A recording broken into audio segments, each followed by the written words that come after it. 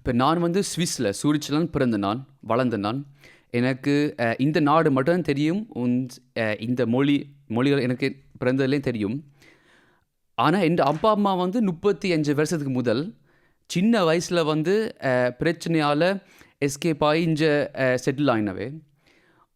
எனக்கு என் அப்பா அம்மா ஆனால் என் சித்தப்பா எல்லாரும் வந்து கதைகள் சொல்லுவேன் எனக்கு எப்படியெல்லாம் இந்த முந்தி இருந்ததுண்டு.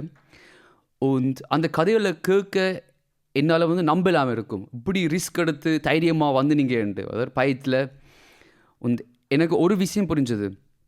நான் என் வாழ்க்கையில் எவ்வளோ ரிஸ்க்னு எடுத்தாலும் இப்போ வீடு கட்டுறதோ பிஸ்னஸ் செய்கிறதோ இல்லாட்டி யாராவது படிப்பிக்கிறதோ இல்லாட்டி எங்கேயாவது ட்ராவல் ஹாலிடே போகிறதோ ஒன்றுமே என் அப்பா அம்மா என் குடும்பம் எங்களுக்காக எடுத்த ரிஸ்க்கு கிட்ட வரவே வராது.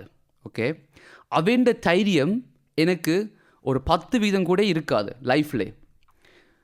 நான் ஏன் சொல்கிறேன்றால் இப்படி ஒரு தைரியத்தில் நீங்கள் இந்த நாட்டில் வந்து செட்டில் ஆகினீங்களா இல்லாட்டி நீங்கள் இங்கே வர போகிறீங்கன்ற பிளான் பண்ணிங்கன்றால் நீங்கள் ஏற்கனவே உங்களுக்கு லைஃபுக்கு என்ன தேவையான தன்னம்பிக்கை தைரியம் உங்களுக்கு இருக்குது. அது உங்களுக்கு இருந்தால் இவ்வளோ தைரியம் உங்களுக்கு இருந்தால் ஒரு புது மொழி படிக்கிறது வந்து ஒரு வெரி ஈஸியான ஒரு விஷயம் ஒன்று நான் நினைக்கிறேன்.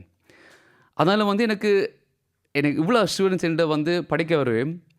அவை வந்து அவன் ஸ்டோரி எனக்கு நான் சொல்லுவேன். ஆனால் இப்போ இந்த படிக்க இந்த மொழி படிக்கவும் தன்னம்பிக்கை இருக்காது. ஒரு வக்கத்தில் ஒரு பயத்தில் படிப்பேன். நான் வந்து அப்போ அவைக்கு இப்படி சொல்ல அவே நினைப்பேன், என்ன இவர் இப்படி சொல்கிறார், உண்மையாகவே நீங்கள் சொல்கிற சரிதான்ண்டு. ட்ரை பண்ணாதீங்க. உண்மையாக சொல்கிறேன், மொழி படிக்கிறதோ என்னென்ன லைஃப்பில் வந்து ட்ரை பண்ணாதீங்க. ஏனென்றால் இது நினைக்கணும் என்று செய்தால் கட்டாயம் செய்து நான் ஜெயிப்பேன் என்ற ஒரு நம்பிக்கையில் தொடங்கும். அப்படிதான் நம்ம தலைவரும் சொன்னவர், தமிழகத்துக்கு நாங்கள் போராடுவோம் என்று ட்ரை பண்ணுவோம் என்று சொல்லல அவர். சும்மா செய்து பார்ப்போம், வருமா வராதான்னு பார்ப்போம் என்று சொல்லல அவர். நாங்கள் செய்வோம், நாங்கள் வெற்றி பெறுவோம், எப்படியாவது நல்லா வரும் என்ற நம்பிக்கையில் வாழுங்கோ.